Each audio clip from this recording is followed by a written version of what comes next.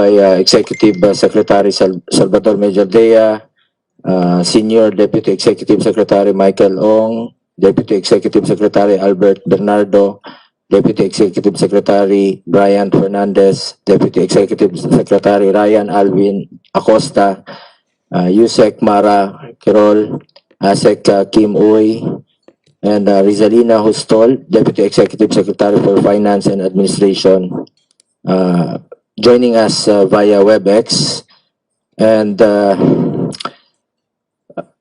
Yusek Ferdinand Cui of PMS, who is with us virtually via WebEx, Director Socorro Aidinan, Christmas Dulay from PMS also. I also acknowledge the presence of Senator Sani Angara, our chairman of Finance. May we now request the committee secretary to read into the record the presence of our resource persons here. Committee secretary, kindly acknowledge the resource persons. Good morning, Mr. Chair. For the Office of the President, we have the following physically present resource persons: Executive Secretary Salvador Cine de Aldea, Deputy Executive Secretary Alberto Bernardo, Deputy Executive Secretary Jill Brian Fernandez, Deputy Executive Secretary Ryan Alvin Acosta, Undersecretary Maria Victoria Esquerol, Assistant Secretary Kim Raisa Ouy via Cisco Webex, Deputy Executive Secretary Rizalina Hustol, and Undersecretary Ricardo P. Bernabe. From the Presidential Management Staff, we have Sir Ferdinand Cui Jr., Acting PMS Head, Assistant Secretary Maria Vivian R. Puno, Director Clemencia A. Kabugayan, Director Maria Irene B. Calingo, Director Ronicia M. Gosengfiao, Director Randolph A. Pascasio, Director May Jean A. Narne, Director Socorro Q. Aidinan, who is also present here, Acting Director Sheila Ritz C. Gatchalian, Acting Director Joaquin S. Santiago, Director Dominga R. Flores, Acting Director Joaquin Romeo S. Santiago, Acting Director Maria Christine A. Yulo, Assistant Director Cherry Pai Felice M. Maraya, Acting Assistant Director Vivian M. Vargas, Attorney Julius P. Alegrado, Attorney Roman Chino A. Ramos,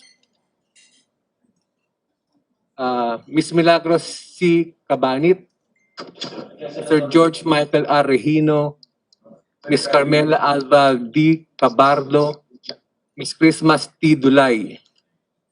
That's all, Mr. Chair. Thank you, Comsec. We are here for the briefing of the budgets of Office of the President and Presidential Management Staff. Let me begin my brief statement with an excerpt from Winston Churchill. We shall defend our island, whatever the cost may be. We shall fight on the beaches. We shall fight on the landing grounds. We shall fight in the fields and in the streets. We shall fight in the hills. We shall never surrender. This was said by Churchill to the House of Commons during the Battle of France.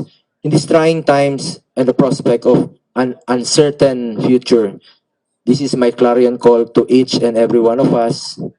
We must never surrender. We should relentlessly fight and defend our country in the war against our invisible enemy. President Rodrigo Duterte, with the help of the Office of the President, Office of the Executive Secretary, and the Presidential Management Staff, has been working round the clock in order for us to win this war. Experts noted that the number of COVID-19 cases is on a downward trend. They reported that the number of COVID cases in the country decreased to 2,005 new cases per day, and that the new cases in the epicenter of the pandemic, the Metro Manila, decreased to less than 1,000 new cases per day. This is a welcome development, but we must not be complacent. Let us follow the IATF guidelines and observe health protocols in order for our country to heal and recover. I am certain that with the leadership of our President Duterte and by applying a whole of nation approach in the war against COVID-19, our nation will be able to defeat this virus. In addition, President Duterte has continued to remain true to his promise to the Filipino nation that he will eradicate corruption, illegal drugs, and criminality in the country. As head of state, the President plays a central role in the national security management, which involves the exercise of functions and the implementation of programs fueled by the Confidential and Intelligence Fund. I assure you that the President's primordial concern is the welfare of the Filipino, which is why I have full faith and confidence that the President exercises the use of said fund judiciously. These funds are vital in maintaining peace and order of the nation, which is why the crime rate in the country has significantly decreased since his assumption of office. The President also called on the Senate and the House to pass a measure which will curb red tape and prevent corruption. Together with my colleagues in the Senate, we authored the Senate Bill 1844, which authorizes the President to expedite the processing of permits, licenses, and certifications. As I have said before, this measure is important as this could help our economy recover from what the pandemic has brought upon us. This has been a problem in our country since time immemorial. Permits, licenses, and certifications take 1 month before being processed, even 3 months. Pinapatulog po sa lamesa hanggang makalimutan na lang po. At hindi ko po maintindihan bakit po pinapatulog. So, merong anomalya dyan pag sinasadyang pinapatagal yung papeles. When they can be done in 1 week or even 3 days, we have to take radical measures and simplify the requirements and steps of doing business in our country. I also believe that by doing so, we can also cut corruption. I renew my call to the unscrupulous and corrupt government officials. Mahiya naman kayo. Ang kakapal na mukha nyo, pag hindi kayo umayos at tumigil, talagang yayariin po kayo. Totoo po yun. Ipapakain sa inyo ang perang ninakaw ninyo mula sa taong bayan. Talagang kakainin nyo yung pastillas na yan na pera ang alaman. Antayin nyo lang po. Pare-parehas po tayong Pilipino, magtulungan at magmalasakit at magbayanihan po tayo. I laud President Duterte for issuing a proclamation order that calls for a special session of Congress to ensure the timely passage of the proposed 4.5 trillion national budget for 2021. We cannot afford to operate on a reenacted budget next year. While there is still an ongoing pandemic, a reenacted budget will be unresponsive to the needs of the Filipino people. Where will we get government funding for COVID-19 recovery measures such as purchase of vaccines, testing equipment, medical equipment, and PPEs for our frontliners? Kulang pa nga ang nandyan sa budget sa ngayon. Where will we get funding for the construction of quarantine and medical facilities such as hospitals and health centers? How will we revive our economy? How will we provide reprieve to those who lost their jobs? How will we provide funding for the shift to blended learning? How will we help the returning OFWs and those who want to return to their provinces? How will we return to our normal way of life if our budget will not be responsive to the needs of the current situation? These are just some of the reasons why I am with the President in his call for the timely passage of the 2021 national budget. As a legislator, I pleaded to the President to certify the budget as urgent. I challenge my fellow legislators in the House and the Senate to work together so that we can pass the budget on time. Ituloy-tuloy natin ang trabaho para maipasa ang budget na kailangan ng mga Pilipino ngayon para makabangon muli. Di naman tayo mga estudyante na kailangan pang mag-recess or mag-suspend. Tapusin na natin ito, ipasa na natin ang dapat ipasa, Huwag na natin ipasa sa ating mga kapwa Pilipino ang burden. Huwag po nating pahirapan pa ang naghihirap at yung mga mahihirap. For these reasons, and as the Office of the President is the chief implementer and exercises oversight functions of the executive, I express my full support to the budget of the Office of the President and its technical assistance arm presidential management staff. Thank you, Committee Secretary.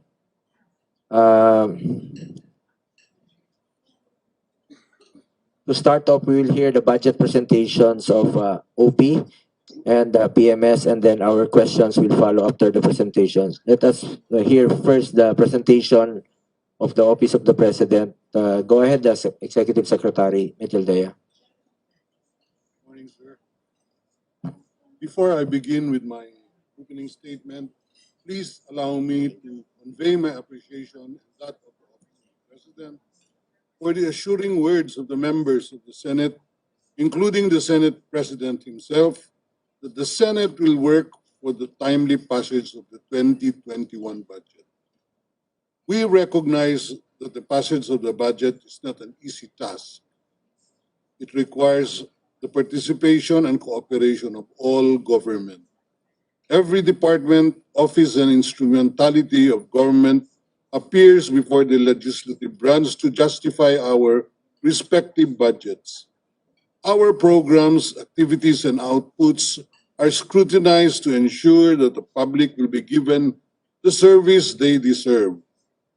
Going over the items line by line is tedious and requires much resolve. And we all know what the statement, "We will work for the timely passage of the budget with the Colotilla as humanly possible," really means pamorningan na naman tayong lahat nito. But that should be expected. As the President himself said, we are all here to serve and we must do it well because it is what the Filipino people deserve. Before I proceed with the presentation of the 2021 proposed budget for the Office of the President, sir, may I? Go ahead, Secretary Mejaldea. Chairman Christopher Lawrence Go, Vice Chairman, Finance Committee members of the committee, fellow public servants, good morning. The Office of the President appears before this honorable committee to present our proposed budget for the fiscal year 2021. The Office of the President provides administrative, advisory, consultative, and other support services to the President that enables him to effectively perform his duties as Chief Executive. OP aims to be an exemplary and dynamic organization composed of dedicated, competent, and professional civil servants worthy of the trust and confidence reposed on them by the President and the Filipino people. The proposed budget of the Office of the President for the fiscal year 2021 amounts to 8,238,000,000 pesos and 691,000 pesos. OP's proposed budget was formulated based on directives, policies, and priorities of the President and the tools necessary to achieve them. With the permission of the Honorable Chairman, the Deputy Executive Secretary for Finance and Administration, Rizalina Hustol, will proceed with the office budget presentation. Thank you, Mr. Chairman. Thank you, Secretary Mejaldea. Would like to acknowledge the presence virtually our ever supportive small brother in the Senate, Senator, our majority floor leader, Senator Mig Subiri. He is the small brother because Senator Drilon is our big brother in the Senate, just like you, Secretary Mejaldea. our big brother in the executive. Thank, Go ahead, thank you, Senbong. Deputy. Yes, sir. Go ahead. With the permission, Senbong, of the group, I just have one question to ask. Kasi nasa DA din ako nakasalang. Secretary Dar is also, I'm asking Secretary Dar a question. Wala po akong problema sa pondo ng ES Medialdia. Mahal na mahal ko yan. Yan ang big brother ko. Sorry, Senbong, hindi ka na big brother ko. Siya talaga big brother ko. But maybe, may I Kayo ask naman lang, po aking older brother kasi ES, white hair na kayo. better white hair, boss, than no hair, pero at least, pero okay lang, boss. Aabot din tayo dyan. But may request lang po ako, yes, yung ating emergency powers for the ease of doing business, baka pwede po natin ma-certify yun. Kasi ipapasasana namin ni Senbong and the rest of the team this week. So, we'll give you, we sent a copy to your office. This is very good for the President. Ito po yung hinihingi niya na kasama po ni SP Soto. Hopefully, we can work out the emergency powers. Yun lang po, and I fully support the budget of the OP. Baka pwede pang dagdagan. Thank you po. Salamat sa dagdag at we will act on your request. Thank you. Thank you, Thank you Senator po, thank you Zubiri. po, yes. Thank you po, ES Senbong, thank you. assured us na i-certify niya sa urgent po yung ating Senate bill. Thank you, Senator Salamat Zubiri. po. Regards to all from OP.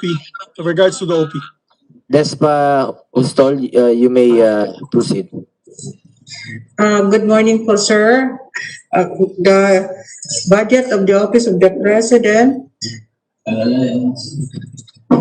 I will be now presenting the budget of the Office of the President as mentioned by the Executive Secretary of 8.239 billion, inclusive of the provisions for the retirement and life insurance premium. So we have the personal services of 1.1 billion or equivalent to 13.53% of the total budget. The maintenance and operating expenses of 6.4 billion or 79.29% of the total budget, a capital outlay of 590,952 or 7.72%, the retirement and life insurance premiums of 52,132, and the pension of the ex-president of 480,000. Total of 8.2 billion budget po of the Office of the President. The difference the increase po ng the increase of the personal services, which is 3.42%. This pertains to the implementation of the second tranche of the salary standardization law, and the decrease of the maintenance and operating expenses of equivalent to 3.21% or 215,326 million due to the decrease in the traveling expenses po. And the increase of capital outlay, or shall we say the total capital outlay provided for this year is only 590 million. This will be used for the land acquisition of the Lateral Mansion. That's all, Your Honor. The budget of the President. Thank you, Despa Ustol. ES Medjaldea. Tapos na po sa OP. Thank you. We shall now hear the presentation of the Presidential Management Staff. Yusek Clay or Asek Encabos. Kayo po magpipresenta? Good morning, Mr. Chairman. For our presentation, we have our director, Bob Cookie, for the budget. Musta na yung mga LSI mo? So far, so good, Mr. Chairman. We're very successful naman po in the send-off of our LSIs, and we are very much supported by the Office of the President and the receiving LGUs, as well as your officer and the Office of ES. And we are also supported with the different agencies at that. So as of now, Mr. Chairman, we were able to successfully send off close to 18,000 LSIs coming from Manila to the different LGUs. More so, Mr. Chairman, that we have some regional movements of the LSIs from in terms of inter-provincial and inter-regional movements po. And most likely, Mr. Chairman, we're close to 150,000 LSIs all over the Philippines have been successfully transported po. Salamat. Pakisigurado lang po na nasusunod yung mga health and quarantine protocols, lalong-lalo na po sa receiving LGUs na tanggap talaga nila. Sa totoo lang po, kawawa talaga yung Pilipino. Kesa naman na nandyan lang po sa tabi ng sidewalk, nag-aantay ng tulong. At importante makauwi sila sa kanilang mga pamilya kung saan may tutulong po sa kanila kesa nakahilera lang sila sa sidewalk nag-aantay ng tulong dito sa Metro Manila. Tulungan na lang natin silang makauwi. Kawawa talaga yung Pilipino sa panahong to. Thank you, Mr. Chairman. With regards to your statement, sir, we are compliant to the IATF guidelines as well as to the instructions of the ES to secure an acceptance letter from the different receiving LGUs in order to achieve and complete a smooth send-off and receiving of the LSIs upon their arrival, sir. Salamat. Kawawa talaga mga Pilipino rin ang mga yan. Anyway, you may continue. Please proceed with your presentation. I'll give the floor now to Yusek Kui, Mr. Chairman. Go ahead, Yusek-Kui. Good noon. Good noon, Mr. Chairman. Good noon, Chairman Sani. Good noon, colleagues, the Office of the President. Amidst these very challenging times, the presidential management staff continuously and steadfastly endeavors to provide the same brand of PMS service for the presidency, the cabinet, and the Filipino people. And for the year 2021, Mr. Chairman, your honors, our proposed budget as approved by the DBM is at 715.649 million. Just an 8 million increase over the current years. And may I direct the floor, Mr. Chair, to Director Socorro Aidinan to present with your indulgence.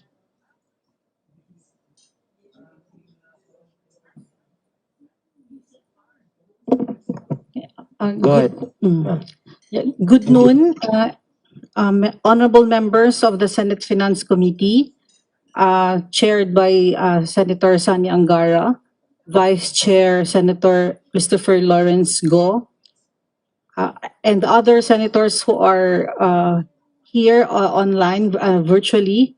May also acknowledge the officials of the Office of the President and the Presidential Management Staff. The proposed budget of the Presidential Management Staff for 2021 is only 1.5% higher than the current year's budget of 707.46 million. For the personnel services, the proposed budget of 309.855 million is higher by 3.4% or 10.19 million than the current year's PS budget of 299.664 million. This increase is due to the implementation of the second tranche of the Salary Standardization Law of 2019 and the provision of retirement benefits of mandatory retirees. The total PS budget will fund the salaries and compensation of 274 permanent and 101 contractual positions. For MOOE, the proposed budget of 304.279 million is lower by 9.37% or 31.465 million than the current year's budget of 335.744 million. This decrease is due to the reduction in travel requirements, supplies, and repairs given the new normal, and the reduction of rent expenses. Okay, for capital outlay, the proposed budget of 101.515 million is higher by 40.72% or 29.377 million than the current year's capital outlay budget of 72.138 million. This increase is due to the provision of office systems and equipment, furniture and fixtures, ICT equipment, software, and internet requirements for the OPPMS Integrated Operations and Service Continuity Sites nationwide. Also called the IOSC sites, these are established to enhance interagency collaboration at the regional and local levels for effective program and project implementation and to ensure continuity in PMS operations given the 21st century's new normal and in the event of major disaster in Metro Manila. Next slide, please. Our proposed budget of 715.649 million shall support the agency's continued focus and commitment to its mandate of providing staff assistance in the presidential exercise of overall management of the development process. This will also support our vision to be a pillar of excellence and a resilient learning institution empowered by highly competent public servants dedicated to serving the presidency towards the betterment of the Filipino people. Our budget shall support the delivery of our three major final outputs or MFOs, namely, 1. Provision of decision inputs for the presidency and the conduct of policy research and complete staff work in support of the president's priority programs and projects. 2. Monitoring and evaluation and facilitation work on presidential directives, priority programs and projects. And 3. Management of presidential engagements and provision of secretariat support to the cabinet. Shown on screen are the highlights of our accomplishment in the last 4 years, from July 2016 to June 2020.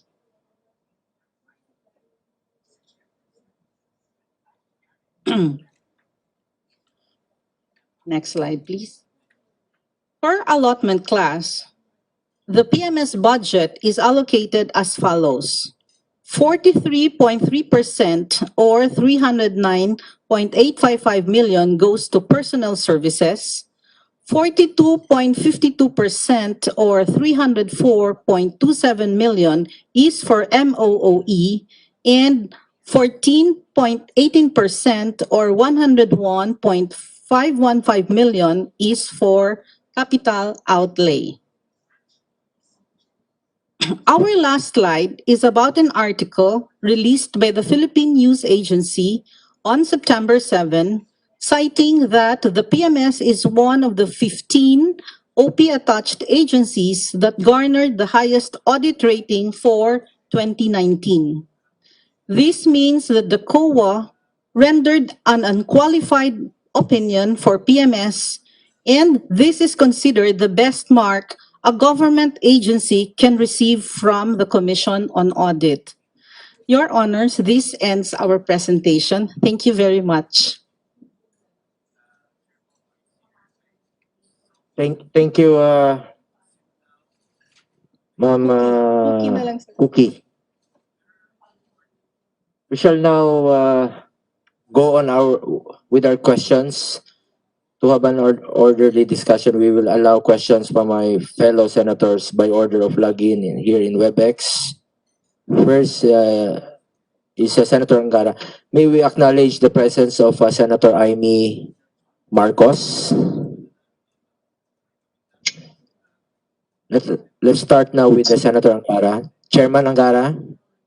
Thank you, Mr. Chairman. Good morning. Good afternoon na pala sa lahat ng kasamahan natin. And to ES Bingbong, Medjaldea and his team and the hardworking men and women of the OP and PMS. I have no questions, Mr. Chairman. I'm just here to support and I'd like to associate myself with your introductory statement earlier. And I concur that the pandemic, COVID-19, has placed added demands on chief executives and their staff.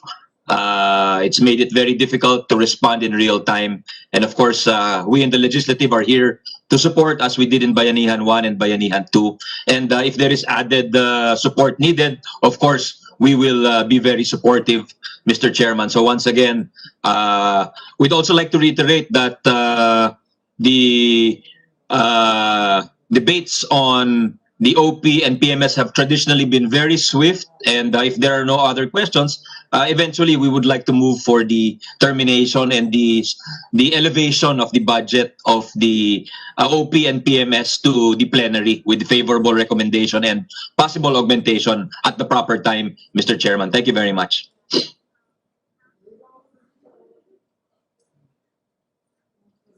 Senator Aimee, are you still online?